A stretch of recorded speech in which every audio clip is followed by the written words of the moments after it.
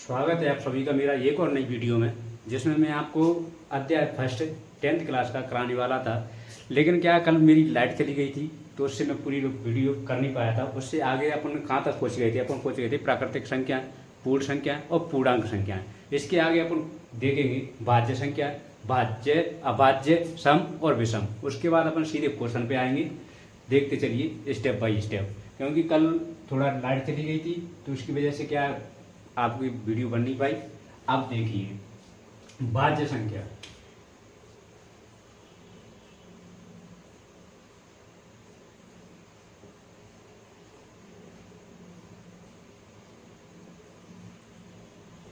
भाज्य संख्या किसे कहते हैं? भाज्य संख्या वह संख्या होती है जिसके खुद सेम से डिवाइडेड हो और एक से डिवाइडेड हो, इसके अलावा किसी और अन्य संख्या से डिवाइडेड हो, यानी कि उसके गुणनफल कितनी हो? 3 हो।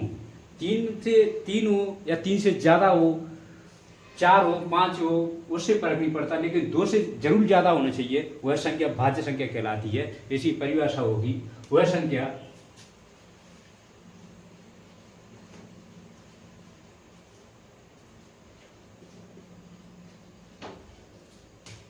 जिसके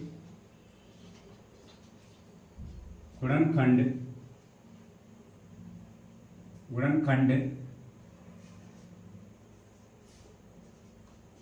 2 से ज्यादा हो। जैसे आप किसी भी संख्या को देख लीजिए, जैसे कि अपन छोटी संख्या देख लेते हैं। पहले 4 को मान लीजिए। 4, ये 4 है। अब 4 में अपन एक के पारी में आएगा और 2 के पारी में आएगा और खुद सेम के 4 के पारी में आएगा। कितनी पेयर बनी? 1 2 3, जिसके 3 पेयर बनी, यानी कि ये भाज्य संख्या है। उसी प्रकार आप देखेंगे 2 केवल और केवल 1 से कटेगा, 1 से विभाजित होगा और खुद सेम से विभाजित होगा। तीसरी किसी भी संख्या से विभाजित नहीं कर सकते हैं, यह भाज्य संख्या नहीं है। अब 4 है, 6 2 का होगा, 1 का होगा, 3 का होगा, खुद 6 का होगा। 8 है, 9 है, 10 है, 12 है, 14 है, 15 है, अनंत तक हैं। ऐसी संख्या जिनके 3 पेयर बनेंगे वह संख्या सारी की सारी वह संख्याएं भाज्य संख्या कहलाती हैं। अब आगे का एक और कौन सी है? अभाज्य संख्या। अब अभाज्य संख्या क्या होती है?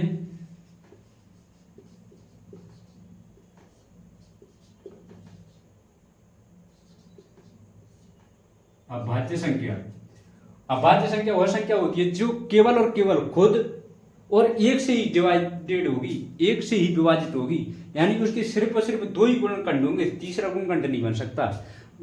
वही अभाज्य संख्या कहलाती है। और 2 तो होना ही होना है, एक भी नहीं होगा। एक पेयर बनेगा तो वो भी नहीं होगा, उसके 2 पेयर होना आवश्यक है। वह संख्या अभाज्य संख्या कहलाती है। परिभाषा लिखेंगे, वह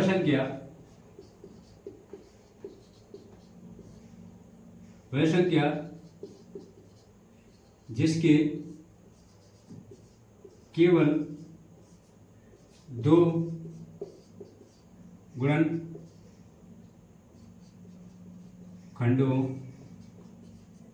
अभाज्य संख्या कहलाती है।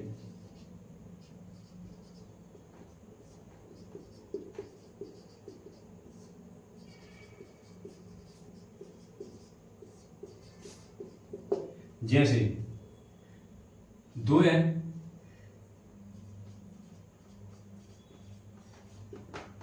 2 है, ये सिर्फ और सिर्फ 1 से विभाजित होगा, खुद सेम से विभाजित होगा 2 से। कितनी पेयर बनी? 2। 3 है, ये केवल 1 से होगा, खुद से होगा। 5 है, 1 से होगा और खुद से होगा। 7 है, ठीक। 11 है, 13 है और 17 है, 19 है। ये सारी की संख्या जो है वो सारी की सारी अभाज्य संख्या कहलाती है। ठीक। अब अभाज्य और भाज्य संख्या हो गई। अब इसके अलावा अपन क्या देखेंगे?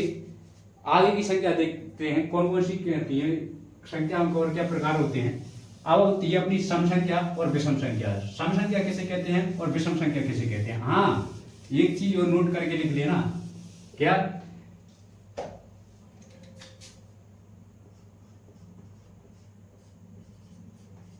एक ना ही भाज्य और ना ही अभाज्य है।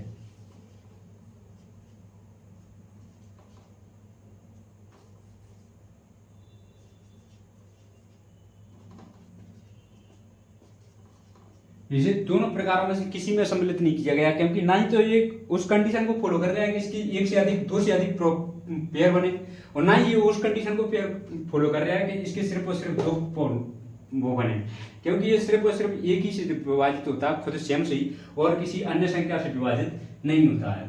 अब आगे देखिए समसंख्या। समसंख्या वह संख्या जो दो से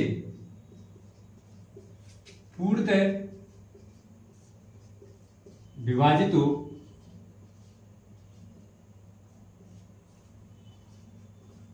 विभाजित हो समसंख्या कहलाती है।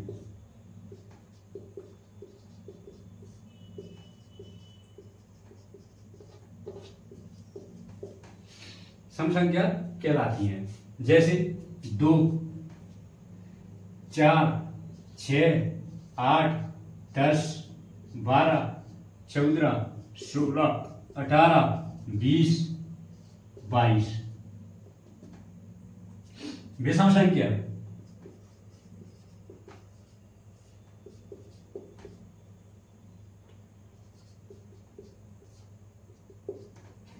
विषम संख्या वह संख्या होती है जो दो से पूर्णतः विभाजित नहीं होती है, वह विषम संख्या कहलाती है।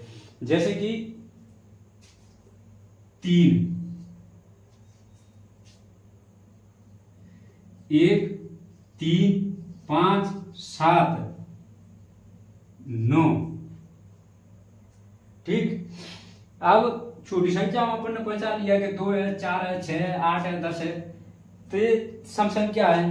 और 1 है, 3 है, 5 है, 7 है, 9 है, ये विषम संख्या है। अब बड़ी संख्या में सिर्फ एक ही चीज देखना है कि लास्ट का डिजिट इनमें से, इन 5 संख्याओं में से, अंकों में से कोई है लास्ट डिजिट, तो वह विषम संख्या कहलाएगी। और उनमें से 2, 4, 6, 8 और 0, 5 डिजिट ये, 5 डिजिट ये होंगे, तो वो सम संख्या कहलाएगी। संख्या को देखते हैं, परिमेय संख्या।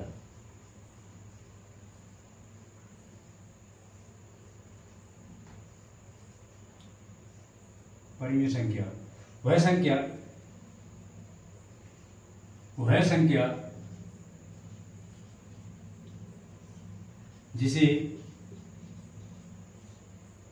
P बटा Q के रूप में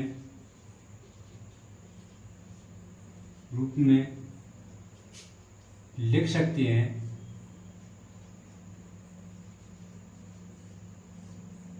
हैं, उसे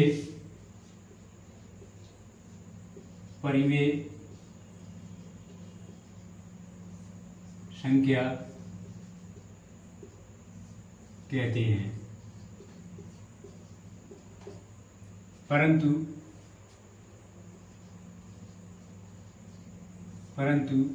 Q नॉट इक्वल टू 0 है। ठीक, और P तथा Q पूर्णांक है। कैसी संख्या है? पूर्णांक संख्या है। ठीक, पूर्णांक संख्या है और Q इक्वल टू 0 नहीं होना चाहिए। जैसे कि अब अपन किसी बिंदु को देखते हैं, जैसे 1/2, 1/3, 1, 2, 3, ठीक, और 5/8, -2/-3, 0/1। या 0/3, ये सारी की सारी संख्या अब परिमेय संख्या कहलाती हैं। लेकिन ये सारी की सारी क्या पूर्णांक हैं, इसमें 0 भी है, माइनस भी होगी, प्लस भी होगी और 0 के बटे में 3 भी होगा। लेकिन यहाँ 0 में अपन q इक्वल टू, यहाँ देखो ये भी पूर्णांक है p, ये भी पूर्णांक है q, ठीक। अब लेकिन 1/0 नहीं हो सकता क्योंकि q equal to not equal to 0 है। जहाँ नीचे 0 आ गया वह अपरिमेय संख्या हो, मतलब परिमेय संख्या नहीं होगी, ठीक है। अब अपन अपरिमेय संख्या को देखते हैं। अपरिमेय संख्या, अपरिमेय संख्या, अपरिमेय संख्या वह संख्या होती है जैसे p/q के फॉर्म में अपन लिख नहीं सकते हैं, p/q के फॉर्म में लिख नहीं सकते हैं।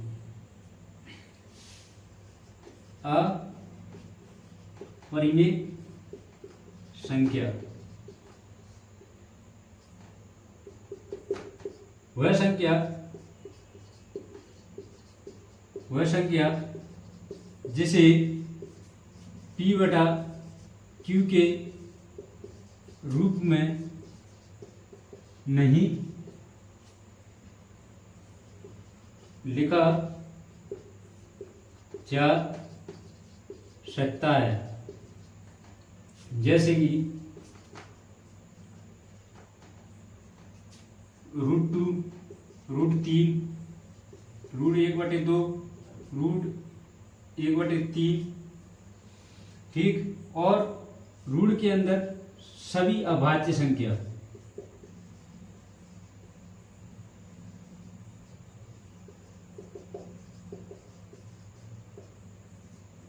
ऋण के अंदर सभी अभाज्य संख्या और पाई, इनफाइनाइट सांकेतिक रूप में है जो, इनको अपरिमेय संख्या कहते हैं, ठीक।